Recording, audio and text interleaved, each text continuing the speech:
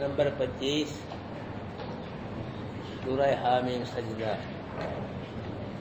اعوذ باللہ من الشیطان الرجیم، بسم اللہ الرحمن الرحیم۔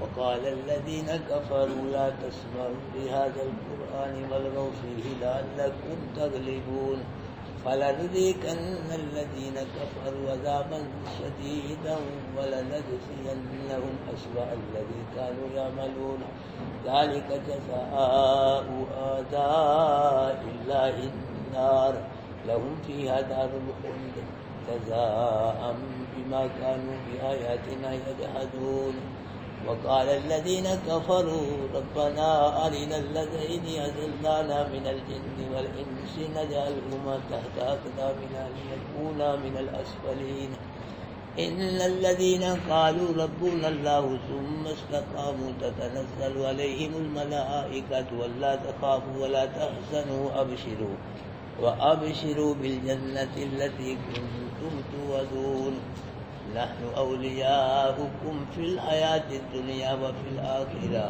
ولكم فيها ما تشتهي أنفسكم ولكم فيها ما تدعون نزلا من غفور رحيم صدق الله العظيم۔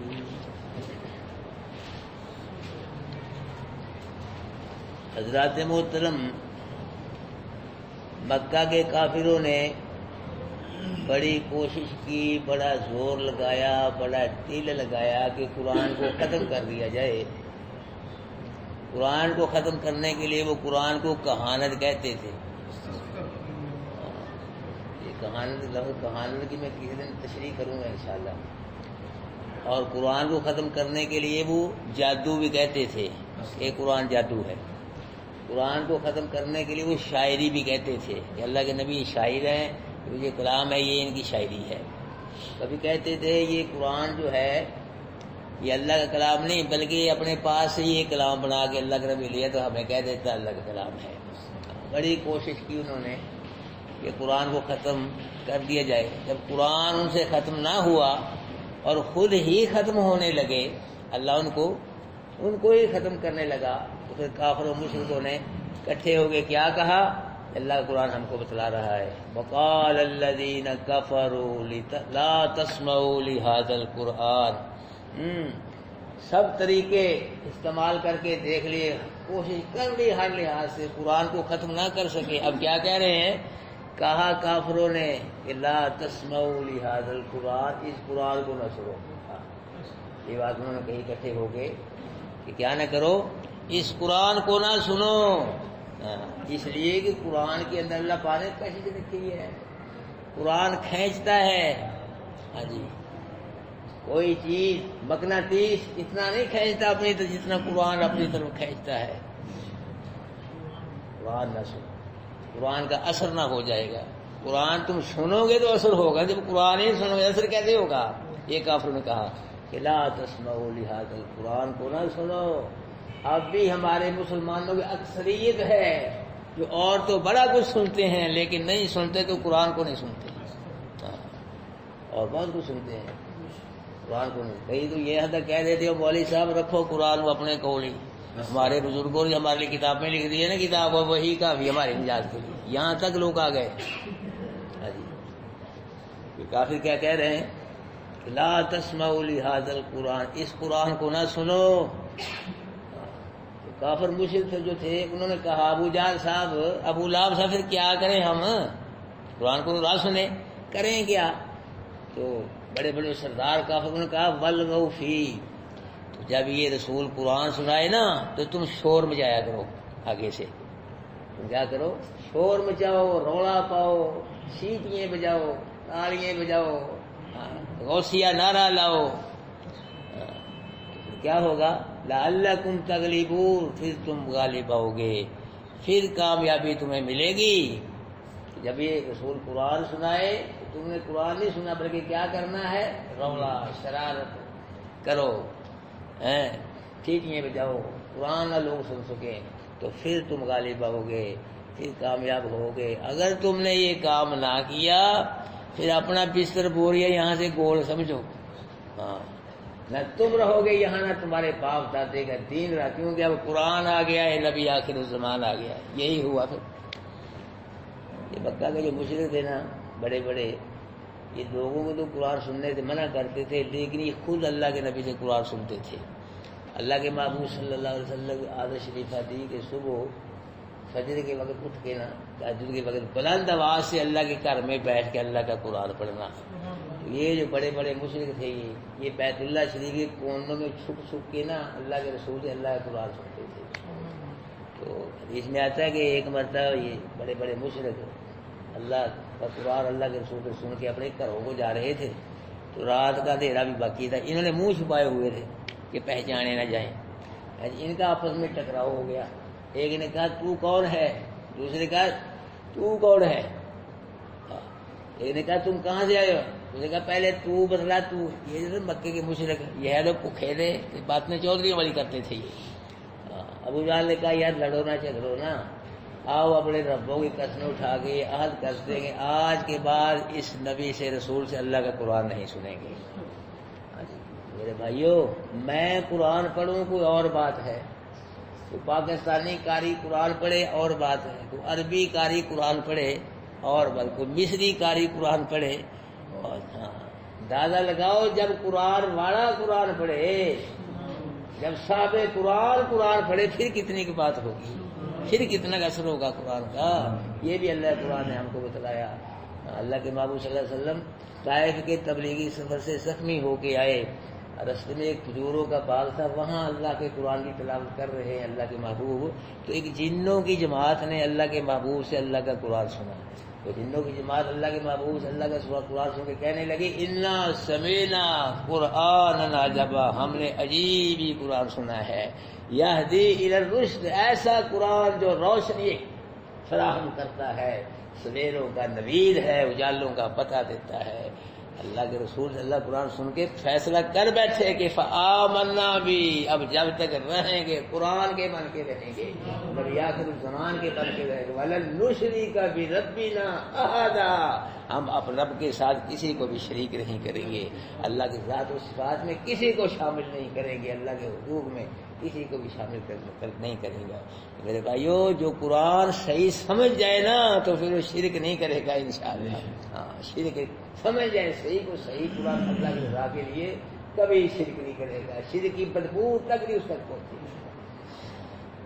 اللہ اسی لیے شرک پھیل گیا، گمراہی بے دینی پھیل گئی کہ مولوی قرآن نہ کوئی قرآن سنانے والا ہے نہ کوئی سننے والا ہے، اس لیے گمراہی۔ قرآن آج مولوی اپنی اپنی مسجدوں میں صحیح معنی مفہوم بیان کرنے لگ جائیں، اللہ کو راضی، میں کہنا ابھی چینج آ جائے گی، ابھی وہی قرآن ہے، وہی اللہ ہے، کیوں جی ابھی چینج آ جائے گی۔ قرآن بیان نہیں کرتا اکثر مولوی قرآن چھوڑ ہی گئے، جو کر بھی رہے ہیں نا وہی بس برائے نام ہی ہے جی، اوپر مسئلہ نہیں کھولتے، ترجمہ سمجھ کے چل یا خوش قسمت لوگ ہیں کہ آپ کو قرآن نصیب ہو رہا ہے، قرآن کا معنی مفہوم نصیب ہو رہا ہے میرے بھائیو، پھر قرآن میں سے اللہ پاک کی توحید آپ کو نصیب ہو رہی ہے، آپ قسمت والے لوگ ہیں، خوش قسمت لوگ ہیں انشاءاللہ۔ اللہ ہم کو عمل کرنے کی بھی توفیق دے۔ اللہ فرمایا فَلَنُذِيقَنَّ الَّذِينَ كَفَرُوا عَذَابًا شَدِيدًا، پر ضرور چکھائیں گے ہم ان لوگوں کو جنہوں نے کفر کیا سخت عذاب۔ یہ کافر جو قرآن کو ناکام کرنے کی کوشش کر رہے ختم ہو جائے، اس گناہ کا عذاب ہم کافروں کو ضرور سکھائیں گے، اور وَلَنَجْزِيَنَّهُمْ أَسْوَأَ الَّذِي كَانُوا يَعْمَلُونَ، ضرور بدلہ دیں گے ہم ان کو ان کے برے اعمال کا جو یہ کرتے تھے۔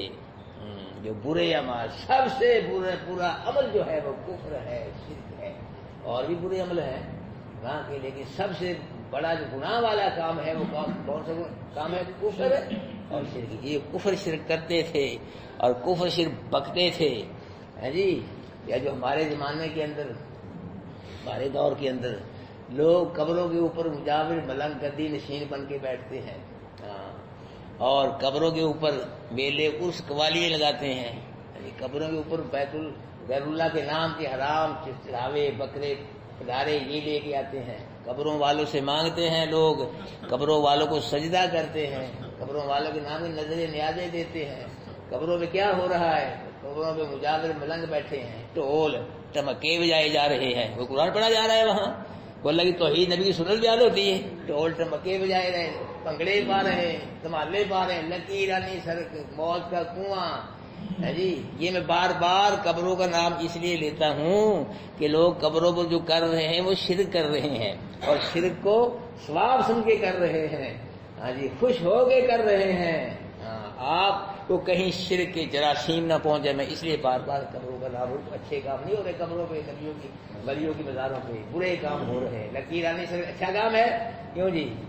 وہ موت کا کنواں، پنگڑا ٹول ٹمکا اچھا کام ہے وہاں کیوں جی؟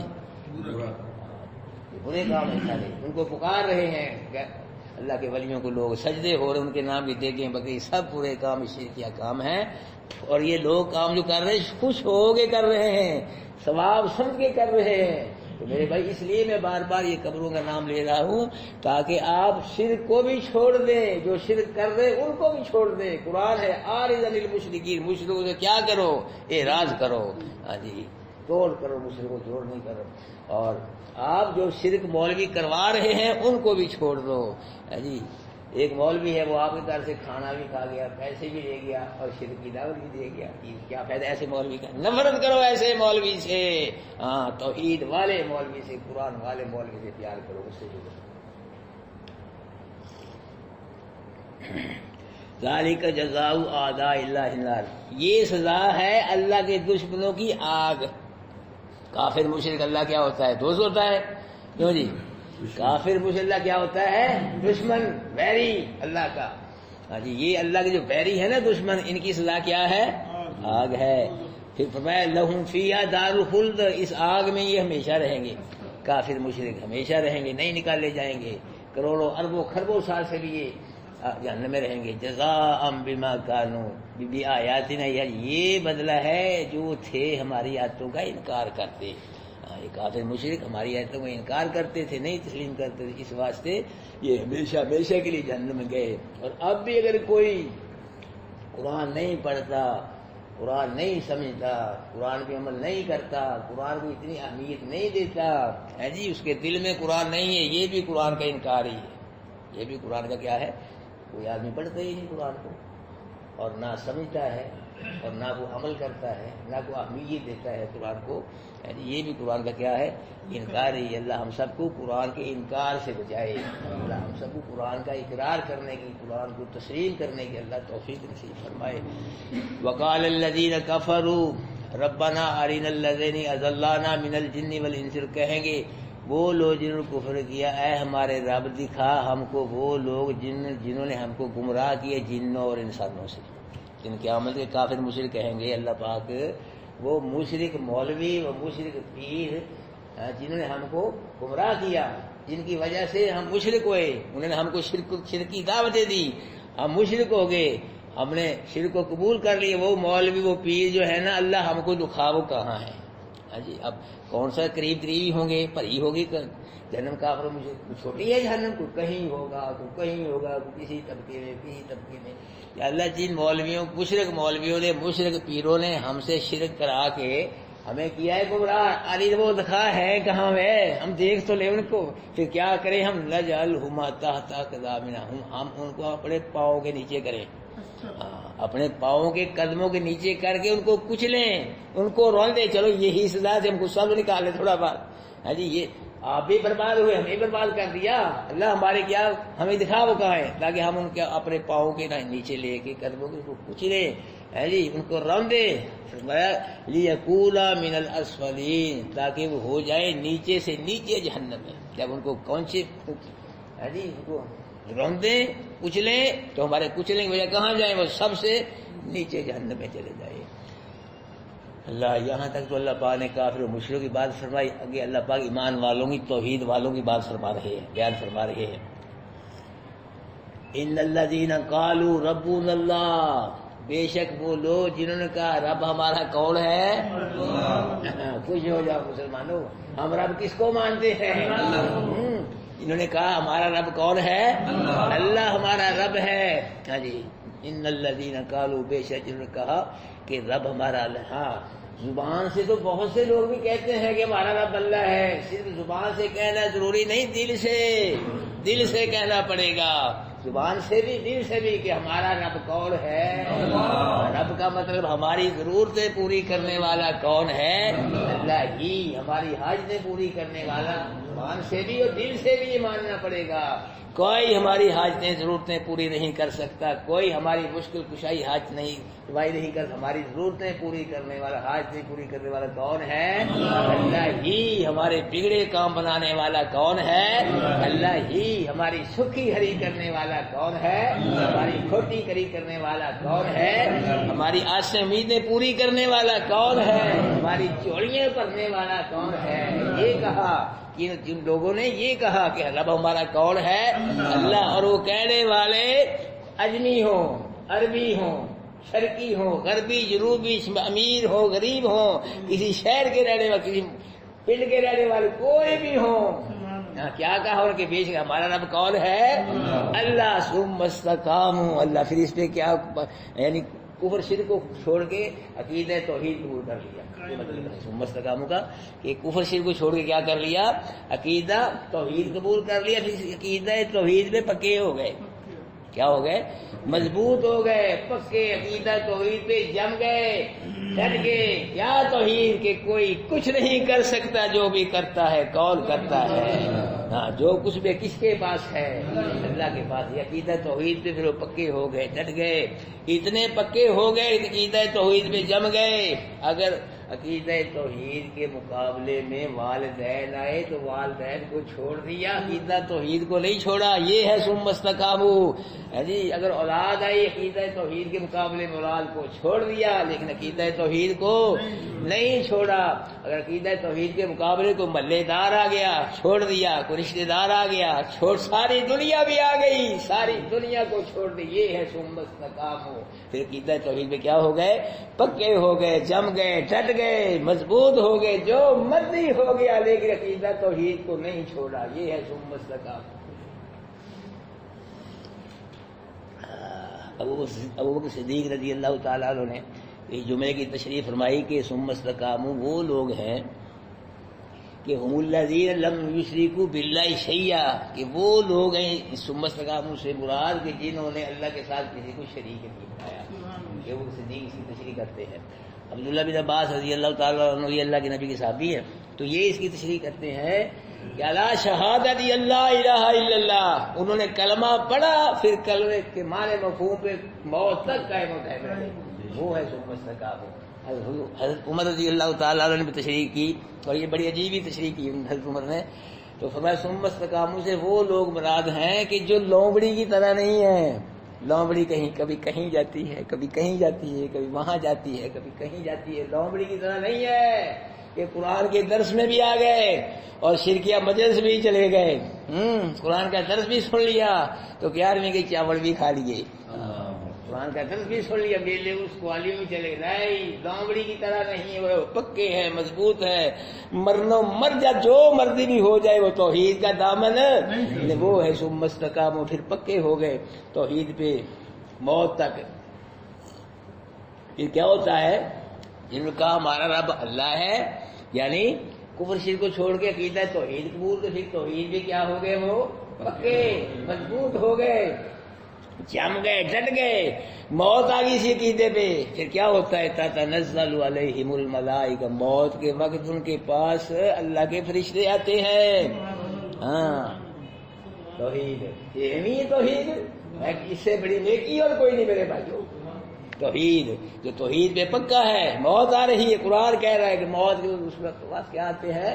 فرشتے آتے ہیں، اور فرشتے کیا کہتے ہیں؟ اللہ تخافوا ولا تحزنوا، او توحید والو، او ایمان والو، خوف بھی نہ کرو، غم بھی نہ کرو۔ تو کیا کہتے ہیں کہ خوف بھی نہ کرو اور غم بھی نہ کرو۔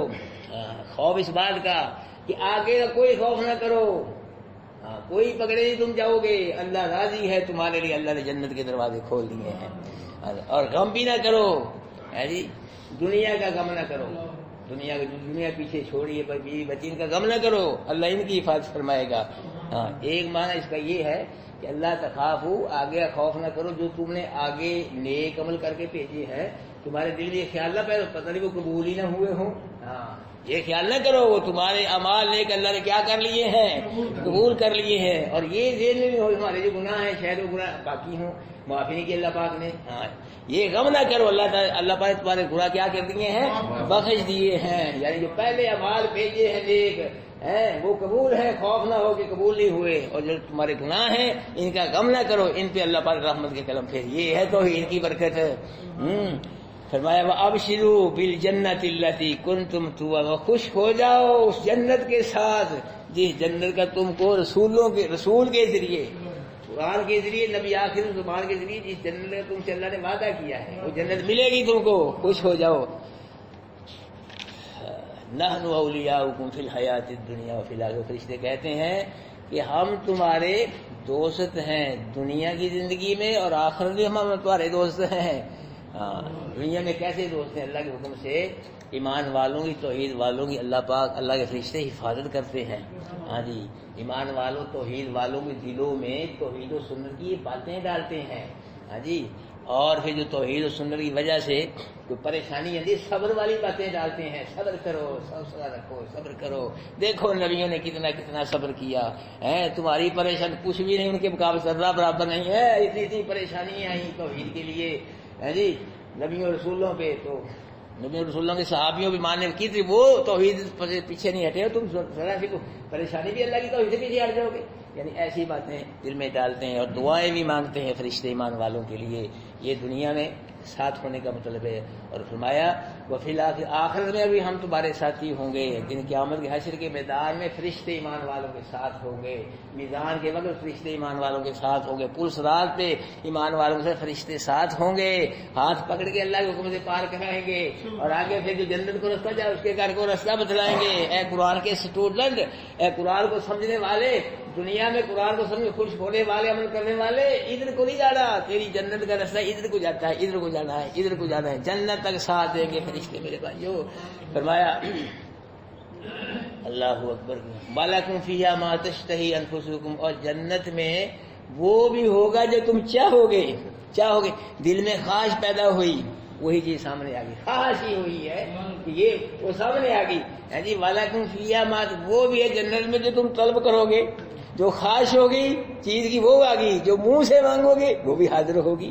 ہاں جی حاضر ہوگی. فرمایا نزل من غفور الرحیم، یہ مہمان نوازی ہوگی کس کی طرف سے؟ غفور الرحیم کی طرف سے. یہ کیا ہوگی؟ مہمان نوازی ہوگی میرے بھائی. کروڑوں مہمان نوازیاں بھی اللہ پاک کی مہمان نوازی کا مقابلہ نہیں کر سکتی. اگر کوئی دنیا میں کسی بادشاہ کا مہمان بنتا ہے تو دو چار لوگ کہتے بڑا اونچا ہے. جو غفور الرحیم کا اللہ پاک کا مہمان ہوگا جنت میں، وہ کتنا اونچا ہوگا. کروڑوں اربوں خربوں سال سے بھی زیادہ جنتی مومن توحید والے اللہ کا مہمان بن کے رہے. میرے بھائیو اگر اللہ کا مہمان بننا چاہتے ہو نا، بات وہی ہے، پھر قرآن سے جڑ جاؤ، قرآن سے وابستہ ہو. دل سے ہونا میرے بھائی، دل سے ہو جاؤ، دل سے قرآن کو قبول کر لو. قرآن کو قبول کرنے کا مطلب یہ ہے کہ عقیدہ توحید قرآن والا یہ بنا لو، قرآن کے مطابق عقیدہ توحید والا بنا لو، بڑے ایمان بنا لو، اور قرآن میں جو اللہ پاک کے احکامات آ رہے ہیں ان پہ عمل کرنے والے بن جاؤ. اگر موت تک اسی عقیدے پہ قائم و دائم رہے جو قرآن بیان کر رہا ہے، اور قرآن جو اندر اللہ نے احکام بیان ان کو ہم ادا کرتے رہے، اللہ پاک حکموں کا عمل کرتے رہے، موت آ گئی تو پھر فرشتے بھی موت کے وقت ساتھ ہوں گے، دنیا میں بھی ساتھ ہوں گے، دن قیامت کے فرشتے ساتھ ہوں گے. اور میرے بھائیو دن قیامت میں پھر قرآن کی شفاعت بھی نصیب ہوگی. ہے جی نبی آخر الزمان کی شفاعت بھی نصیب ہوگی، رمضان کی شفاعت بھی نصیب ہوگی، اللہ کا فضل بھی نصیب ہوگا، اللہ کی رضا بھی نصیب ہوگی، اللہ جنت بھی نصیب فرمائے گا. اور جنت میں پھر اللہ پاک کی رضا بھی حاصل ہوگی، اللہ پاک کا دیدار بھی نصیب ہوگا. یہ قرآن ہے میرے بھائی، تھوڑی سی مختصر زندگی ہے. چھوڑو سب کتابیں، بس قرآن کو ہی پڑھ رہا. اللہ کے نبی کون سی کتاب دے کے اپنے ساتھیوں قرآن ہی دے کے گئے. نہیں، ساری امت کے لیے قرآن ہی ہے. اس کو پڑھنا ہے، اس کو سمجھنا، اس پہ عمل کرنا، پھر بیڑا پار ہوگا دنیا رات سے. میرے بھائیوں اللہ پاک ہم سب کو ہر لحاظ سے قرآن کے ساتھ ہی وابستہ فرمائے اور قرآن پہ عمل کرنے کی توفیق نصیب. اعوذ باللہ من الشیطان الرجیم، بسم اللہ الرحمن الرحیم. وقال الذین کفروا، اور کہا کافروں، لا تسمعوا لهذا القرآن، اس قرآن کو نہ سنو بلغوا، اور شور برپا کرو جب یہ قرآن بیان کیا جائے، لعلکم تغلبون، تاکہ تم غالب آؤ.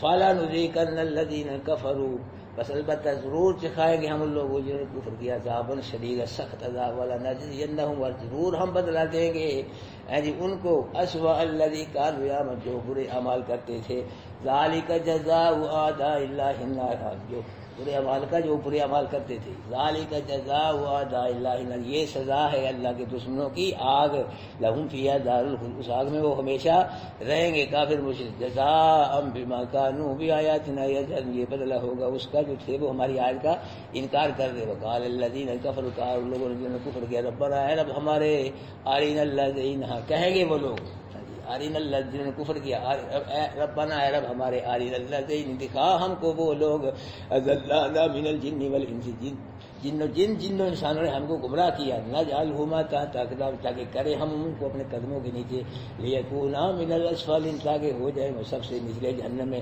ان الذین قالوا، بے شک وہ لوگ جنہوں نے کہا رب اللہ، ہمارا رب اللہ ہے، ثم استقاموا، وہ اس پہ پکے ہو گئے، تتنزل علیہم الملائکۃ، نازل ہوتے ہیں موت کے وقت ان پہ فرشتے، اللہ تخاف، کیا کہتے ہیں، اللہ تخافوا، نہ خوف کرو، ولا تحزنوا، نہ غم کرو، وابشروا، اور خوش ہو جاؤ ساتھ اس جنت کے، الذی کنتم توعدون، جس جنت کا نبی آخر الزمان کے ذریعے، قرآن کے ذریعے تم سے وعدہ کیا جاتا تھا، نحن اولیاؤکم فی الحیات الدنیا وفی الآخرہ، ہم تمہارے ساتھی ہیں، ہم تمہارے ساتھی ہیں دنیا کی زندگی میں، وفی آخرت میں بھی ہم تمہارے ساتھی ہوں گے، وَلَکُمْ فِیہَا مَا تَشْتَہِی، اور واسطے تمہارے جنت میں وہ ہوگا جو تم چاہو گے، جو چاہیں گے نفس تمہارے، وَلَکُمْ فِیہَا مَا تَدْعُونَ، واسطے تمہارے جنت میں وہ بھی ہوگا جو تم طلب کرو گے، نُزُلًا مِّن غَفُورٍ رَحِیمٍ، یہ مہمان نوازی ہے غفور الرحیم کی طرف سے، جزاکم اللہ خیر۔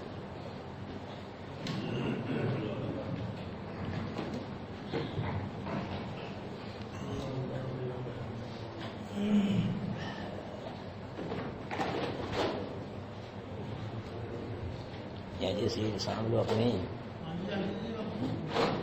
بندے نہیں آئے، کٹ رہے بندے بھائی لوگ کھٹ گیا پہ، آپ ذرا آپ پڑھو بھائی،